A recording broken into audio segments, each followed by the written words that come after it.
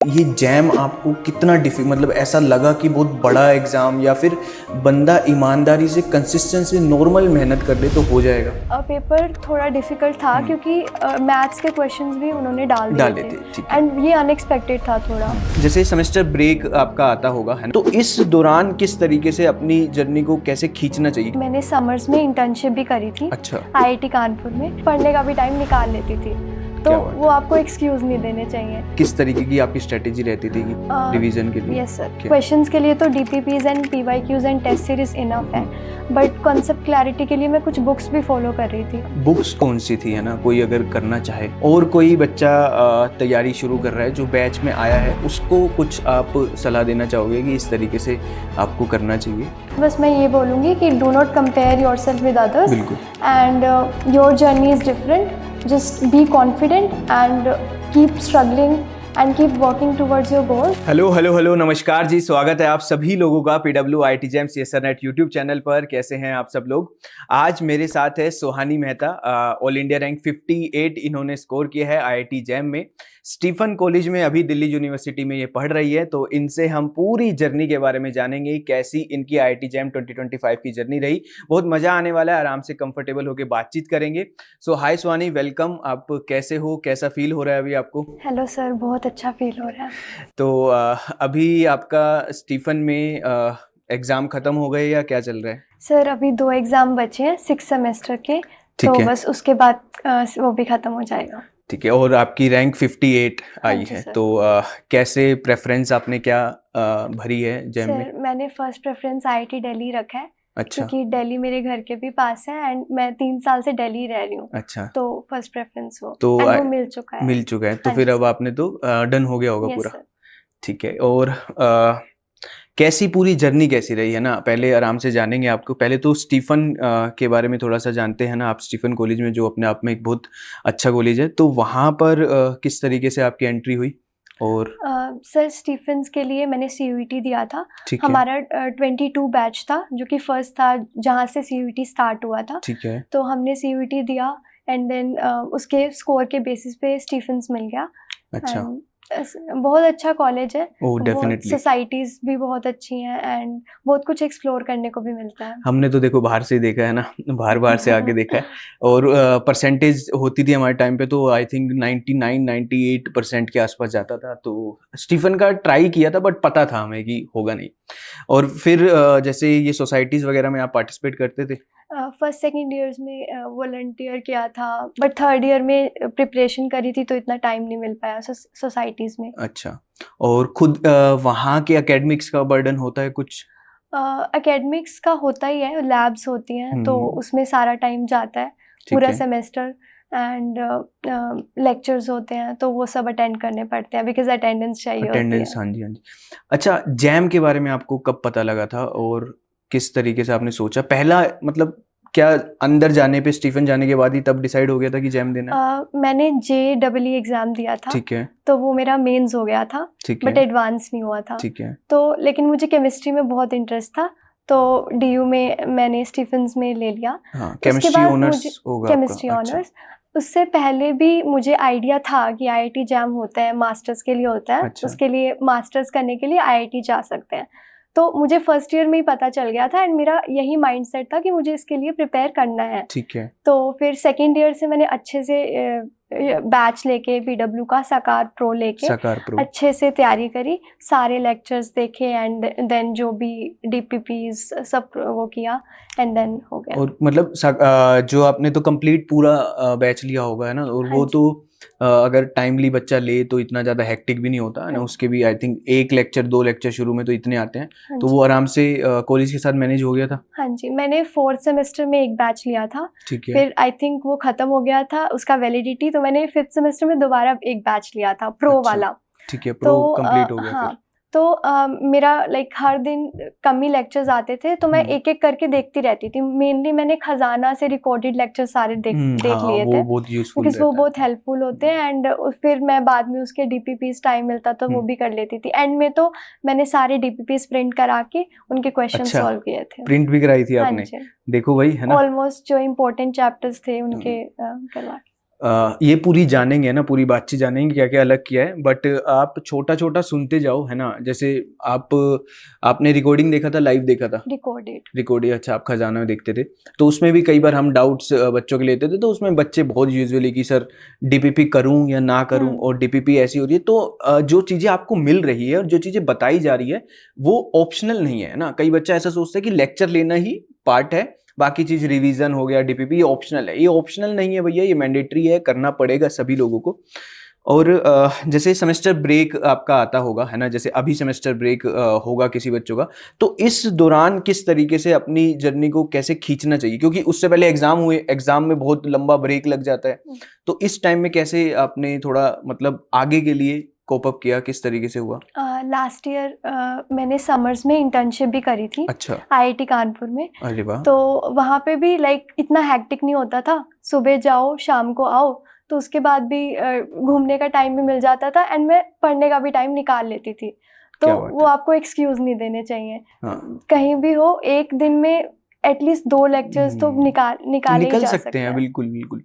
तो हाँ, इसके बारे में भी जानते हैं ना, इंटर्नशिप कैसे, पहले तो ये बताओ अप्लाई वगैरह कैसे करे, कोई बच्चा नया सुन रहा है तो मैंने सर्च प्रोग्राम के थ्रू आईआईटी कानपुर में इंटर्नशिप अप्लाई करी थी। ठीक तो है। ये समर के लिए होता है, समर इंटर्नशिप प्रोग्राम, इसका नाम सर्च है। अच्छा। तो उसके थ्रू मेरा वहाँ पे शॉर्ट लिस्ट हो गया था नेम, एंड मुझे मिला था तो ये शॉर्ट लिस्ट किस बेसिस पे हुआ? बेसिकली लेटर ऑफ रिकमेंडेशन पे। अच्छा, जो आप टीचर से मांगते हो। ठीक है। And SOP, statement of purpose, जो भी तुम्हारा रिसर्च एरिया है उसके बेसिस पे तो मिल जाता है, शॉर्ट लिस्ट। ठीक है। तो कैसा रहा आईआईटी, मतलब आप घूम के आ चुके हो? बहुत अच्छा एक्सपीरियंस था, वो ब्यूटीफुल कैंपस, एंड वो 1055 एकर्स में है, तो बहुत बड़ा था। कानपुर बड़ा है ना।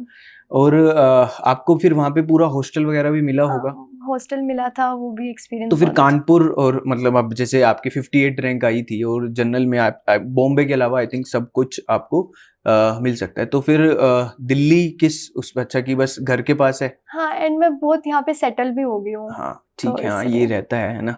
ये इनफैक्ट हम भी जब पढ़ते थे तब भी था, और हमेशा सबका ये रहता है जब एक शहर में तुम रह रहे हो, और खासकर आईआईटी दिल्ली अपने आप में बहुत बड़ा इंस्टीट्यूट है। तो आपकी जर्नी मैं चाहता हूँ बहुत बढ़िया ही रहे आगे भी, और आप इतने एकेडमिक्स में इतने अच्छे तो होगी। अभी जैसे एक और ये चीज सोचनी है, जैसे मन में थोड़ा बहुत तो ख्याल आया होगा कि अगर जैम नहीं अच्छा गया तो किस आगे का क्या ऑप्शन था, सेकंड ऑप्शन क्या था? सर सेकंड ऑप्शन तो सीयूईटी पीजी था। अच्छा। तो वो भी मैंने दिया था, बट स्टिल रिजल्ट आ गया था उसके बाद भी मैंने दिया था, उसमें भी अच्छा आ गया। अच्छा। तो और जैम के बेसिस पे ही मुझे आईएससी भी मिला, तो थोड़ा अगर जैम नहीं होता तो आई थिंक सीयूईटी पीजी के थ्रू। ठीक है, पर अब जैम हो गया है। हो गया है। ये तो बस जस्ट अपन वैसे पूछ रहे हैं क्योंकि बच्चे सोचते हैं ना जो तैयारी कर रहे हैं उसके लिए।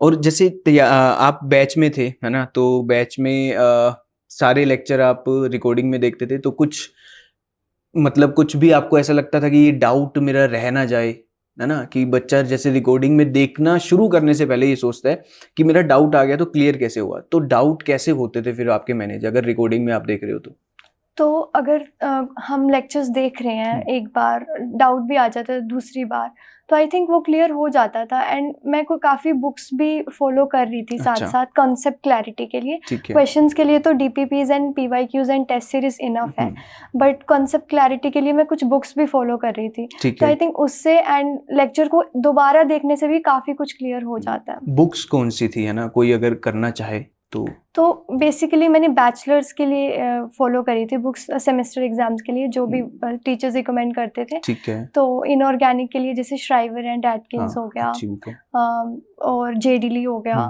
ऑर्गेनिक के लिए क्लेडन हो गया, पोला ब्रूस हो गया। फिजिकल के लिए एटकिंस हो गया। तो कुछ फिजिकल के लिए आपने सेमेस्टर एग्जाम के लिए तो केएल कपूर भी आई तो होगी वो नजरों में, है ना, क्योंकि डीयू के बच्चे के पास केएल कपूर तो वो देखता ही देखता है। तो अभी जैसे आप ब्रेक लगने वाला है ना आपके, अभी सेमेस्टर एग्जाम खत्म हो गए हैं डीयू के या चल रहे हैं?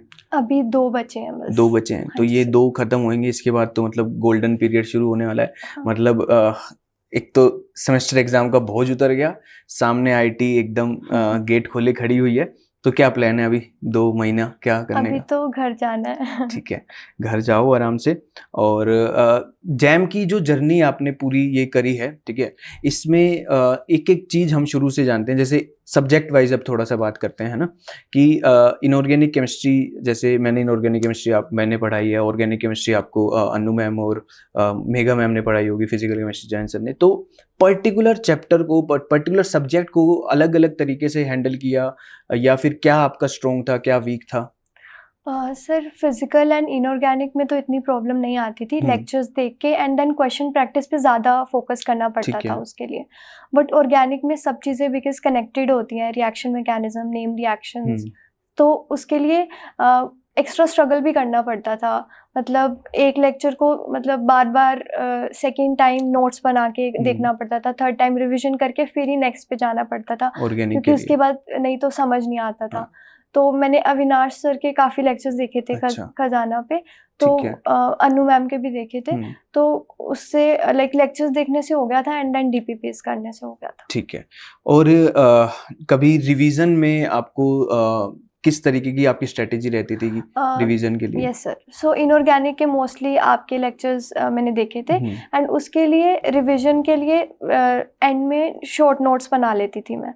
तो एंड में ऐसे हो रहा था कि जब एग्जाम था तो उससे 1 महीने पहले मैं शॉर्ट नोट्स ही रिवाइज कर रही थी। ठीक है। तो जैसे फिजिकल के लिए भी फॉर्मूला शीट बना ली, थर्मोडायनेमिक्स के लिए, थर्मोकेमिस्ट्री के लिए, एंड देन एंड में वो फॉर्मूला शीट रिवाइज करने से भी बहुत कुछ हो जाता था, क्योंकि डायरेक्ट फॉर्मूला बेस्ड क्वेश्चंस भी आते हैं पेपर में। और पीवाईक्यूज आपने बैच के साथ साथ, तो देखो क्लास में भी बहुत सारे पीवाईक्यूज होते हैं, तो अलग से पीवाईक्यूज को कैसे किया आपने? एंड में तो मैं टेस्ट सीरीज ही कर रही थी, लाइक उसके अंदर पीवाईक्यूज भी थे, उसके अलग अलग टेस्ट भी थे, तो बस उससे हो गया, उससे प्रैक्टिस करी। ठीक है। और एग्ज़ाम के बारे में थोड़ा सा बात करते हैं, है ना? 3 घंटे जो आपने वहाँ पे बिताए होंगे, तो पहले तो थोड़ा सा तो डर सा होता होगा कि कैसा जाएगा, कैसा जाएगा? तो वो एग्ज़ाम शुरू होने के कितनी देर बाद वो मतलब शांत हो जाता है कि नॉर्मल फील होने लगता है?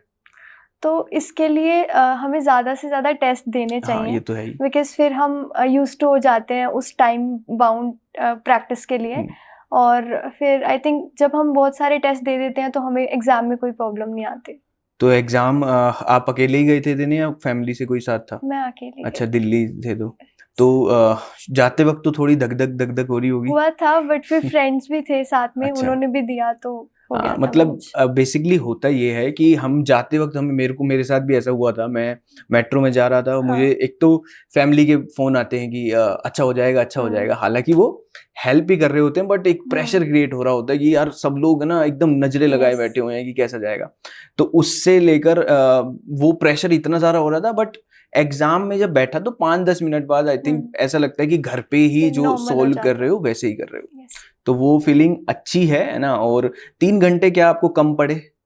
नहीं सर, 3 घंटे पूरे थे। हाँ, मतलब 2 hours 30 minutes में हो गया था, हो जाता है। एंड उसके बाद तो बस जो नहीं आता था उसको ट्राई कर रही थी। कितने आपने अटेम्प्ट किए पहले, कुछ याद है? अभी कुछ याद नहीं है अच्छे से। ठीक है। और इसके आंसर की क्या आपने मिलाए थे कुछ नंबर जब आपके आए थे? सर मैंने मिलाए थे, मेरे उतने ही बन रहे थे, 53.33 मार्क्स, एंड उतने ही आए थे। 53.3 पे आपकी 58 रैंक आई है। चलिए बहुत बढ़िया है। और कोई बच्चा तैयारी शुरू कर रहा है जो बैच में आया है, उसको कुछ आप सलाह देना चाहोगे कि इस तरीके से आपको करना चाहिए?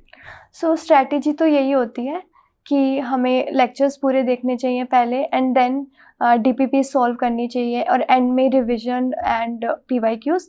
तो स्ट्रैटेजीज तो सभी की सेम रहती है, बस मैं ये बोलूँगी कि do not compare yourself with others, and your journey is different, just be confident and keep struggling and keep working towards your goals, and you will see them achieving. क्या बात है, बहुत अच्छी बात है।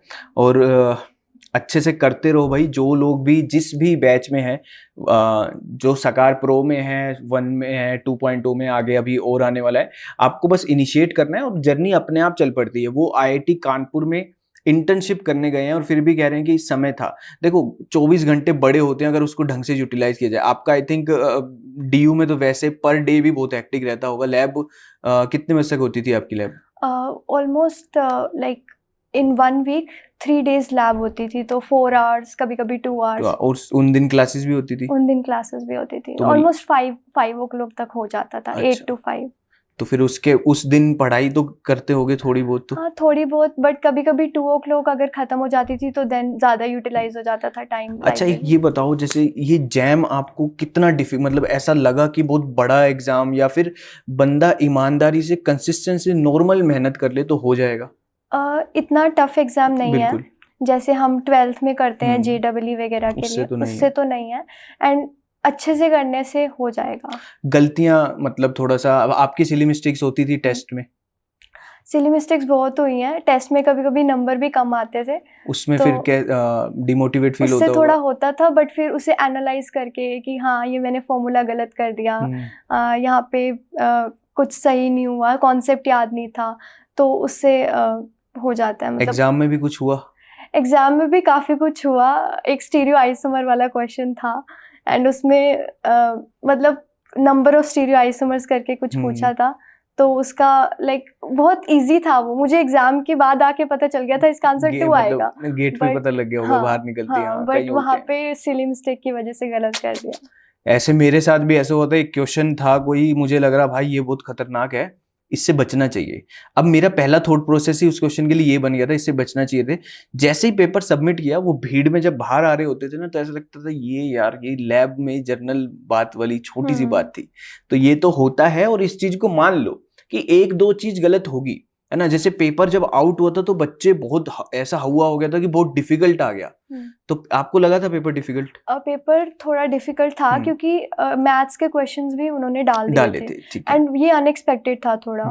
तो बट फिर भी हो गया था। एंड देखो ये सब मतलब जैसे यही चीज है, अगर पेपर डिफिकल्ट था वो सबके लिए था, है ना। तो उस वक्त अगर हम डाइजेस्ट कर लें उसी वक्त कि यार अनएक्सपेक्टेड क्वेश्चन आ रखे हैं, कई बच्चों के ये गलत होंगे, है ना, तो मैं अपना क्वेश्चन जो आता हुआ है वो गलत ना करूं। अगर कोई बच्चा आता हुआ क्वेश्चन गलत ना करे तो ये पेपर में भी बहुत आराम से, और इनफैक्ट आप खुद बता रहे हो आपको पेपर टफ भी लगा, सिली मिस्टेक भी आप बता रहे हो, फिर भी आपकी ऑल इंडिया रैंक 58 है। तो बात ये है कि गलतियां कम करो और तरीके से पढ़ो, एक बैच को पूरा फॉलो करो। पूरा फॉलो करने के बाद जो चीजें आपको नेसेसरी बताई जा रही है, डीपीपीज हैं, कोई भी जो भी आपके टेस्ट हो रहे हैं, या कोई भी एक एक्स्ट्रा क्लास भी लगी हुई है। जैसे मुझे याद है एक लास्ट लेक्चर मैंने कुछ लिया था एसिड बेस का, उससे वो भी ऐसे ही लेक्चर लिया था, वो सिलेबस में मेंशन भी नहीं था, बट उससे भी किसी बच्चे ने देखा होगा तो उससे भी 2 क्वेश्चन दिखे हुए थे। तो आप ये मत सोचो कि ये लेक्चर लेना चाहिए या नहीं लेना चाहिए, आपको कुछ नहीं पता, ना ही इनफैक्ट किसी को भी कुछ नहीं पता कि ये आ सकता है या नहीं आ सकता। आपका काम है बस आराम से जो चीज आ रही है वो पढ़ना। और बैच थोड़ा सा ये फायदा कर देता है कि देखो, पढ़ तो इतना बड़ा डिफिकल्ट एग्जाम नहीं है कि कोई बच्चा खुद से नहीं पढ़ सकता। आपको भी ये बात फील हुई होगी कि सारी बुक्स के थ्रू आप खुद भी पढ़ सकते थे। बट बैच थोड़ा सा स्ट्रीमलाइन कर देता है प्रोसेस, तो वो हाँ सिस्टमेटिक कर देता है। अभी आपके कोई और जो जूनियर्स हैं, है ना, जो स्टीफन में भी होंगे, तो वो भी पूछते होंगे कि कैसे करना चाहिए, कैसे, तो क्या आप उनको सलाह देते हो कि अभी शांति से करो यार, इतना भागो मत, हो जाएगा? हाँ अभी तो बहुत पूछते हैं, रिजल्ट के बाद तो और पूछते हैं। तो बस यही है कि बैच वगैरह लेके और सिस्टमैटिक ढंग से पढ़ाई होती है, एंड देन बस हो जाता है। तो अभी आपका बीएससी खत्म हो रहा है ना, एक नई जर्नी स्टार्ट हो रही है। तो अभी बीएससी के रिगार्डिंग आपकी फेयरवेल वगैरह होने वाली है, तो कैसा, थोड़ा ऐसा इमोशनल फील हो रहा है कि भाई बीएससी खत्म हो रही है? थोड़ा होता है, बट अभी हो जाएगा, ठीक है। अब आप एक नई जर्नी है, आगे का क्या प्लान है? अगर ये आप जा रहे हो दिल्ली से, वहां से आप आईआईटी दिल्ली से एमएससी करोगे, उसके बाद कुछ डिसाइड है या वहां जाके देखेंगे? अभी थोड़ा कंफ्यूजन भी है, बट मोस्ट प्रोबेबली पीएचडी। चलिए, बहुत अच्छी बात है, और हम चाहेंगे कि आप जो भी चाहो वो सब हो जाए, है ना, जो भी आप चाहते हो वो सारी चीज हो जाए। बहुत अच्छा लगा आपसे बात करके, एंड आई थिंक सभी लोगों को भी काफी कुछ सीखने को मिला होगा। और मैं उम्मीद करूंगा बहुत सारे लोग जो ये चीज देख रहे हैं, ऐसे ही जल्दी आपसे भी बातचीत होगी, जल्दी मुलाकात होगी। So thank you so much Suhani. Thank you sir. Thank you everyone.